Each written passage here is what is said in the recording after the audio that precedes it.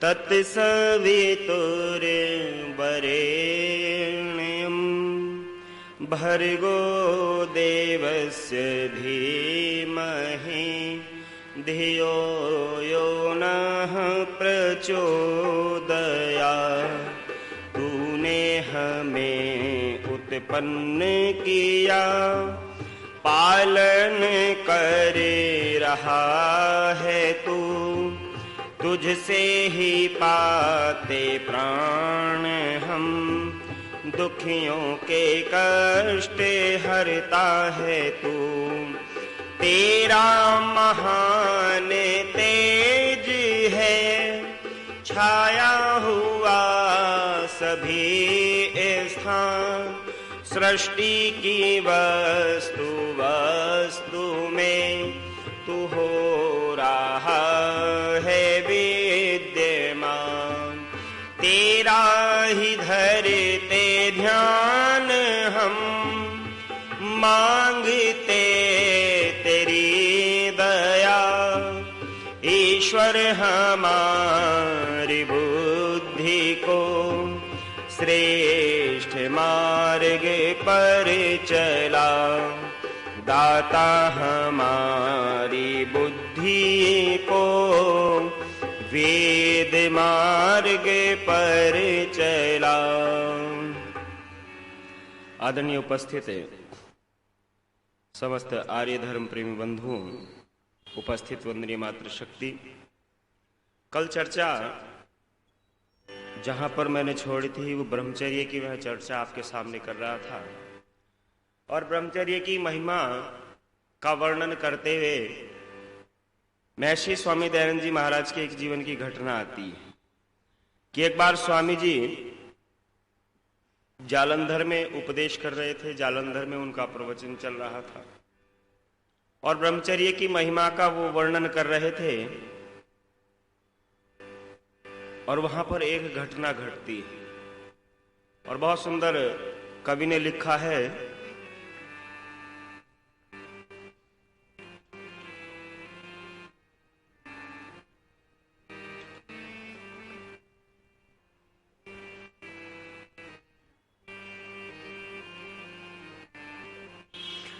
कि अपार शक्ति होती है सचमुच ब्रह्मचारी नर में।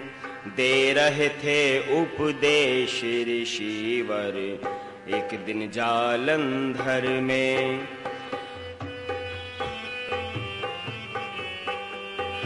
अपार शक्ति होती है सचमुच ब्रह्मचारी नर में।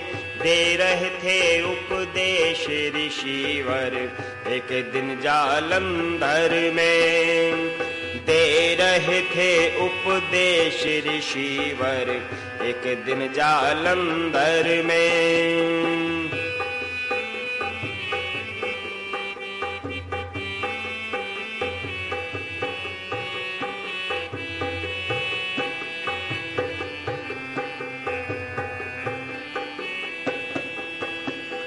ब्रह्मचर्य की महिमा को जिस किसी ने भी पहचाना, बल में अकल में भूमंडल में गया सूरमा माना।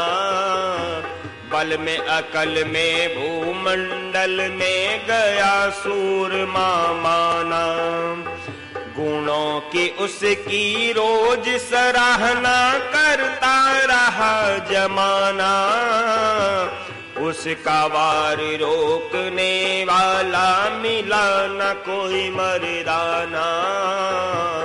उसका वार रोकने वाला मिला न कोई मर्दाना।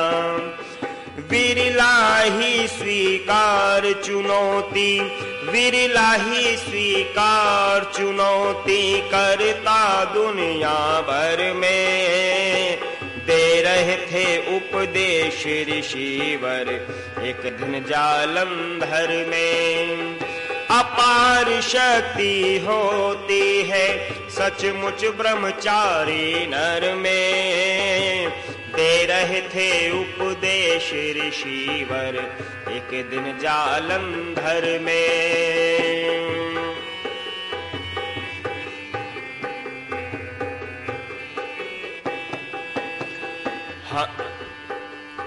हनुमान आदि ने ब्रह्मचर्य की रीत निभाई, अकेले ने ही लंका नगरी में जा धाक जमाई, अकेले ने ही लंका नगरी में जा धाक जमाई।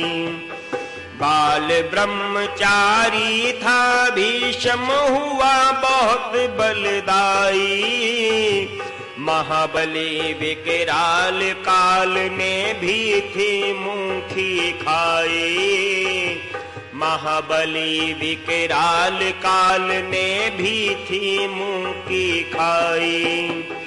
बड़े बड़े महारथी सामने, बड़े बड़े महारथी सामने आते डरे समर में, दे रहे थे उपदेश ऋषिवर एक दिन जालंधर में। अपार शक्ति होती है सचमुच ब्रह्मचारी नर में, दे रहे थे उपदेश ऋषिवर एक दिन जालंधर में। कहा उपदेश दे रहे हैं और उदाहरण देते हैं कि इतिहास में दो ब्रह्मचारियों के ऐसे नाम हैं जिनका नाम सारा जमाना जानता है, पूरा विश्व उनके नाम से परिचित है। एक हुए बजरंगबली हनुमान, और कितनी शक्ति हनुमान के अंदर थी कि अकेले ने ही लंका नगरी में हाहाकार मचा दिया। जाते हैं और जिस समय रावण से युद्ध हो रहा है, क्योंकि सबसे पहली टक्कर, सबसे पहली भिड़ंत रावण की हनुमान जी से ही हुई, बाकी रामचंद्र जी महाराज और लक्ष्मण तो बाद में मिले। और जिस समय रावण के साथ युद्ध होता है, रावण हनुमान जी को एक मुक्का बना करके मारता है, तो हनुमान जी बहुत दूर जाकर के पड़ते, उठ करके आए और जैसे ही रावण को मुक्का मारा ना, तो रावण को मूर्छित कर दिया एक ही मुक्के में। तो रावण कहता है कि हनुमान धन्य है तुझे, धन्य है तेरी मां को जिसने मुझे एक मुक्का मार करके मूर्छित कर दिया, वरना आज तक मुझे एक मुक्के में किसने मूर्छित नहीं किया, कोई इतना शक्तिशाली व्यक्ति मुझे नहीं मिला। तो हनुमान क्या कहते हैं? हनुमान कहते हैं धिक्कार है मुझे और धिक्कार है मेरी मां को। रावण कहता है क्यों धिक्कारता है? तेरे जैसा शूरवीर तेरी मां ने पैदा किया है, तू फिर भी धिक्कारता है। हनुमान कहता है मेरा मुक्का खा करके आज तक कोई जीवित नहीं बचा, तू जीवित बच गया इसलिए धिक्कार रहा।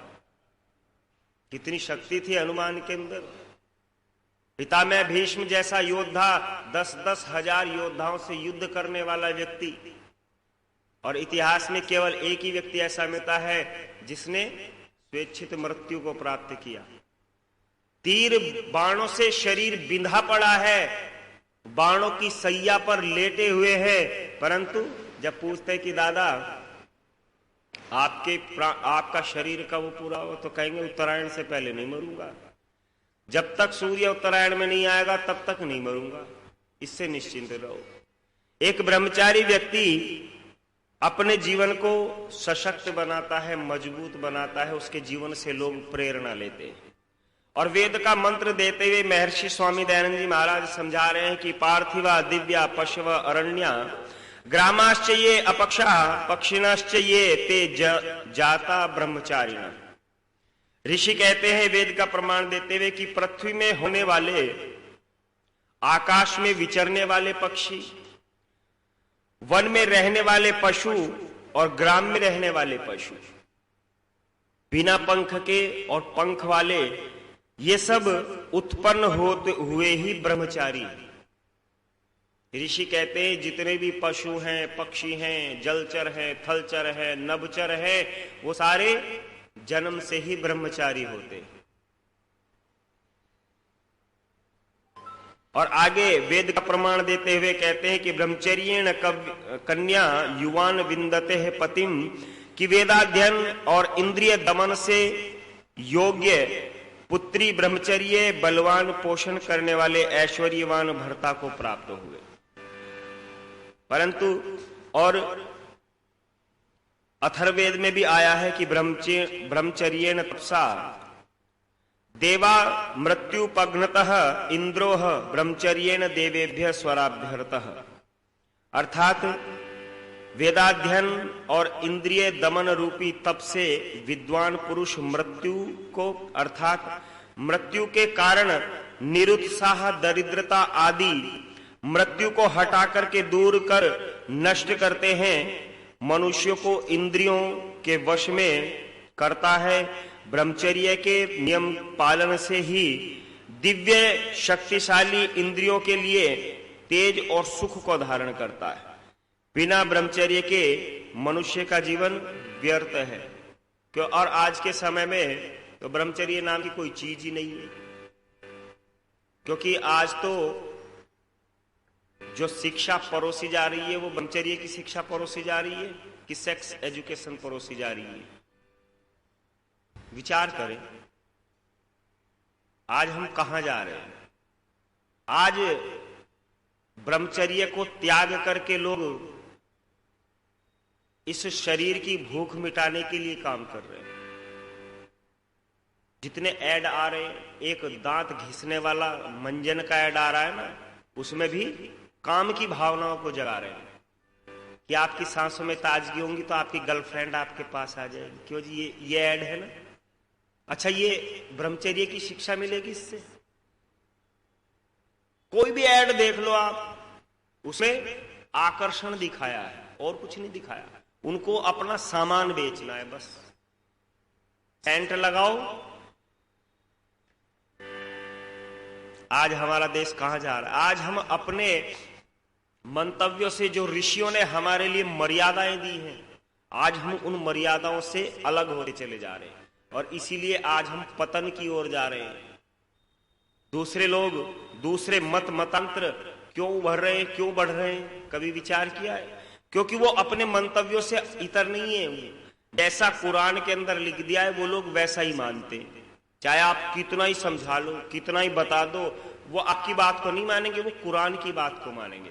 पर हम उस बात को मानते हैं जो कहीं नहीं लिखी होती है। और इसीलिए आज हमारा समाज कहां जा रहा है? गर्त में जा रहा है, गड्ढे में जा रहा है। और विद्वान कहते हैं, कवि ने भी समझाने का प्रयास किया है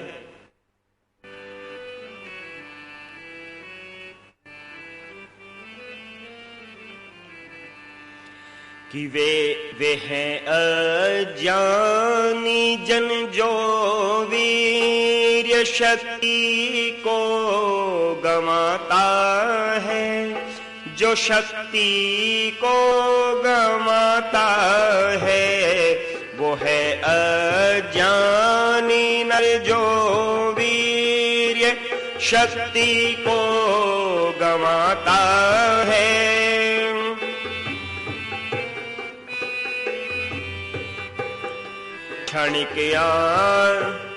क्षणिक सुख के लिए जीवन दुखी अपना बनाता है, दुखी अपना बनाता है वो है अज्ञानी नर जो वीर शक्ति को गंवाता है।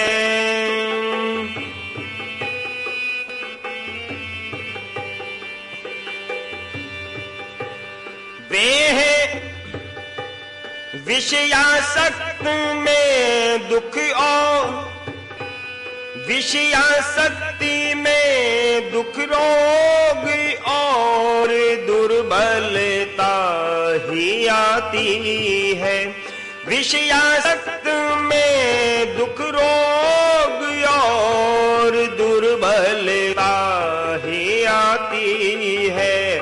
विषयों में सुख की सामग्री सभी अपनी लुटाता है, सभी अपनी लुटाता है। क्षणिक सुख के लिए जीवन दुखी अपना बनाता है।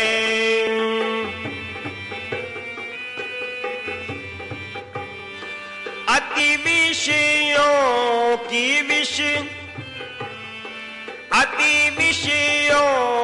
भयानक ये मृत्यु शीघ्र लाती है।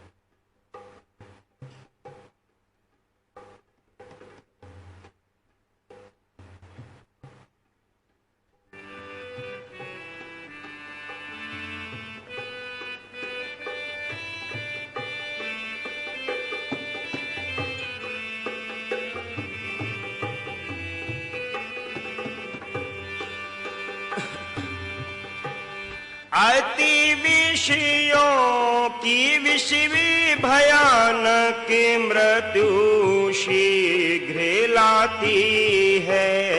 विषयासक्त प्राणी रोगी जो जीवन अपना बनाता है, जीवन अपना बनाता है। क्षणिक सुख के लिए जीवन दुखी अपना बनाता है, दुखी अपना बनाता है। वह अज्ञानी नर जो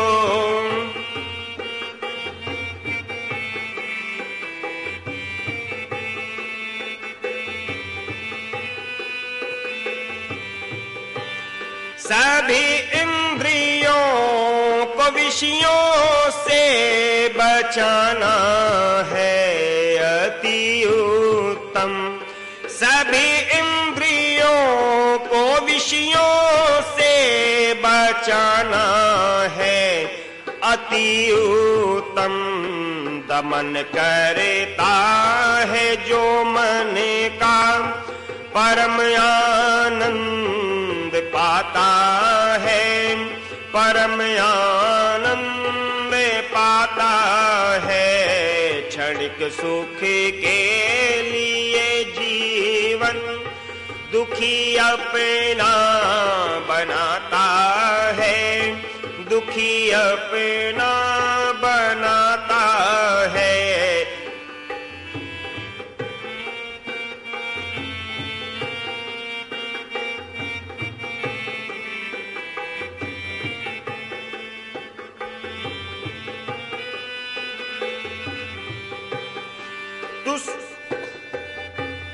तू संयम रख सदा जीवन में, ईश्वर की शरण में आ। तू संयम रख सदा जीवन में, ईश्वर की शरण में आ। सच्चा आनंद प्रभु भक्ति में ही मानव को पाता है, आनंद मानव को पाता है। क्षणिक सुख के लिए जीवन दुखी अपना बनाता है, दुखी अपना बनाता है।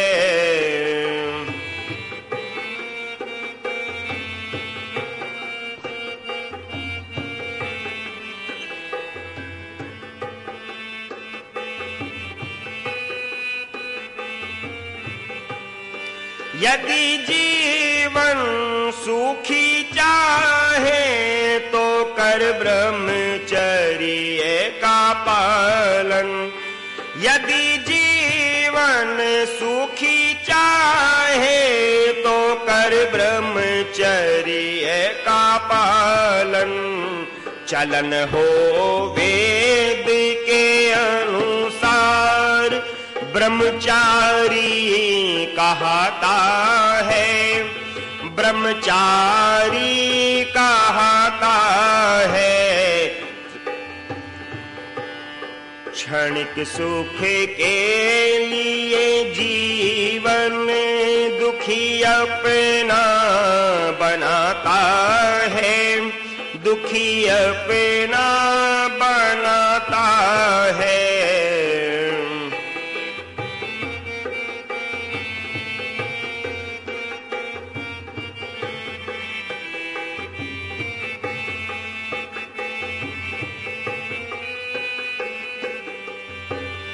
तू कर शक्ति का संचय और सदा कर वीर की रक्षा। तू कर शक्ति का संचय और सदा कर वीर की रक्षा। यह साधन ओज का प्यारे जीवन में तेज लाता है, जीवन में तेज लाता है। क्षणिक सुख के लिए जीवन दुखी अपना बनाता है, दुखी अपना बनाता है।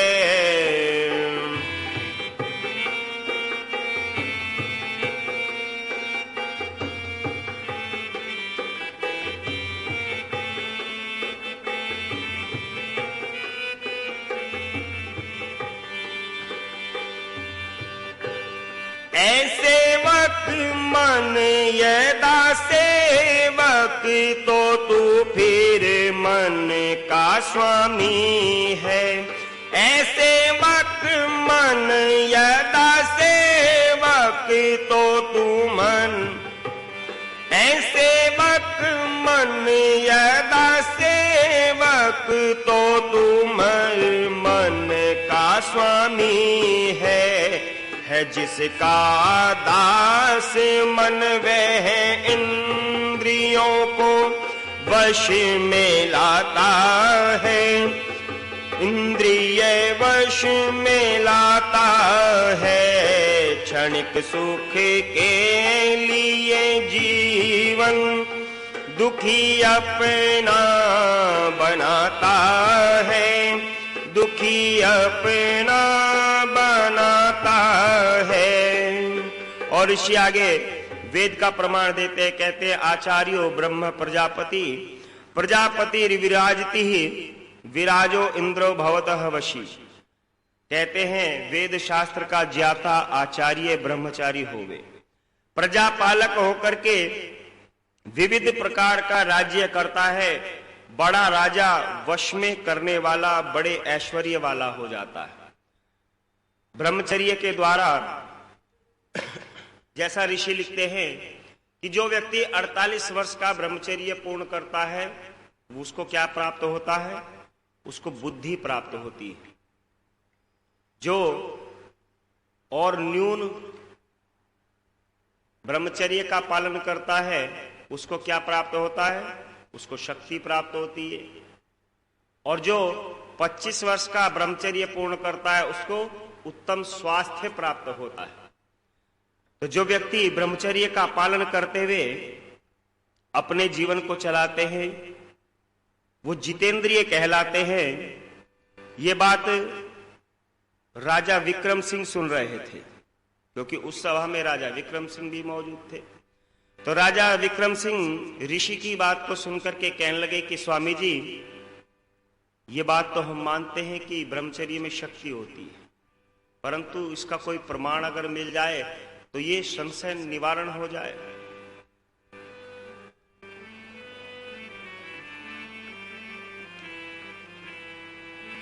कि अपार शक्ति होती है सचमुच ब्रह्मचारी नर में।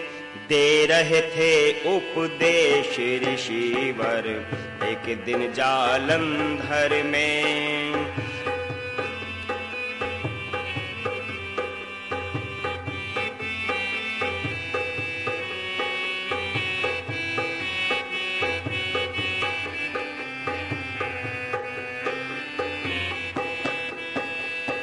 सुन करके उपदेश ऋषि का राजा विक्रम बोले, बात तो गुरुवर वजनदार है आपकी एकदम बोले, बात तो गुरुवर वजनदार है आपकी एकदम बोले।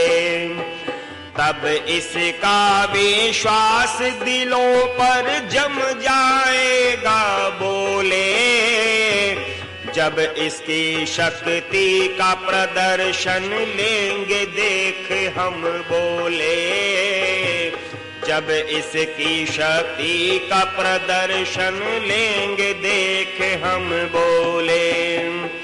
2 दिन बाद घटी एक घटना, 2 दिन बाद घटी एक घटना,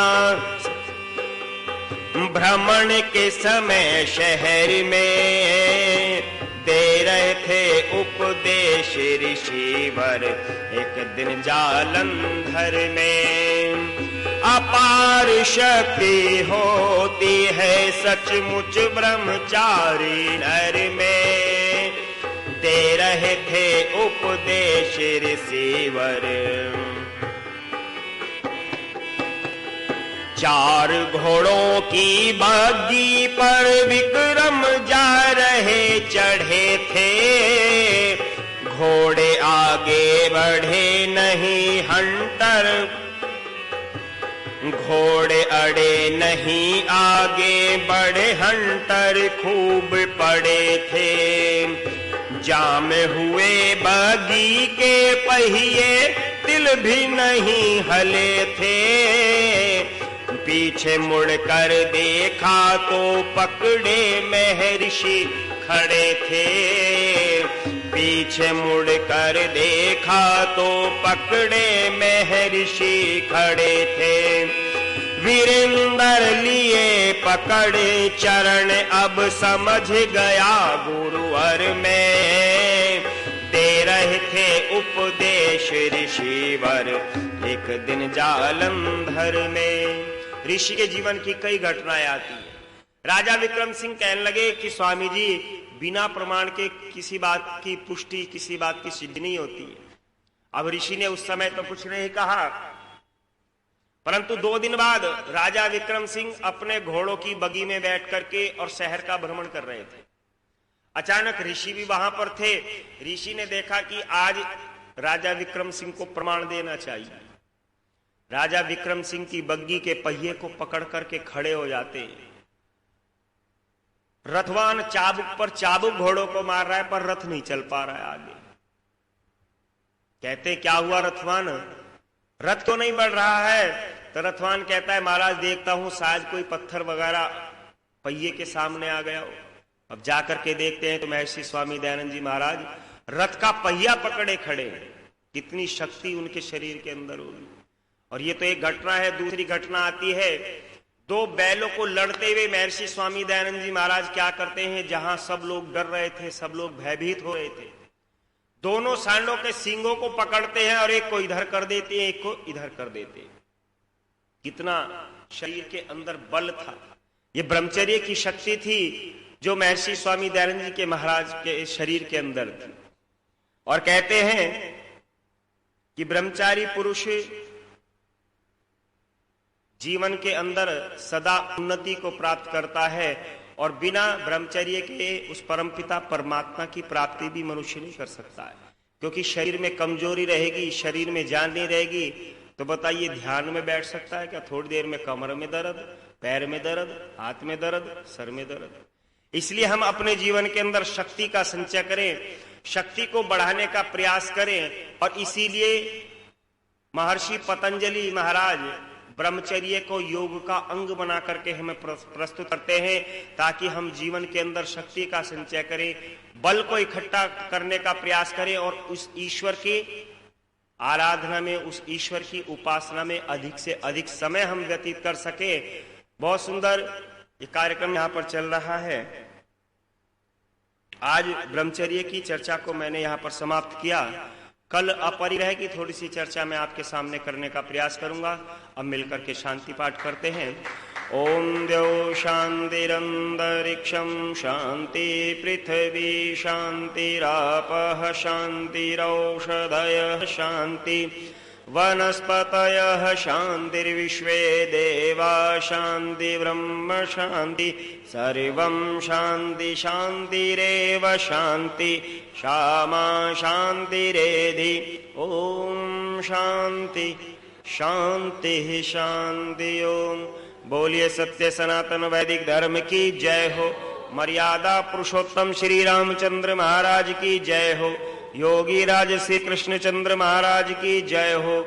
युग प्रवर्तक महर्षि स्वामी दयानंद जी महाराज की जय हो।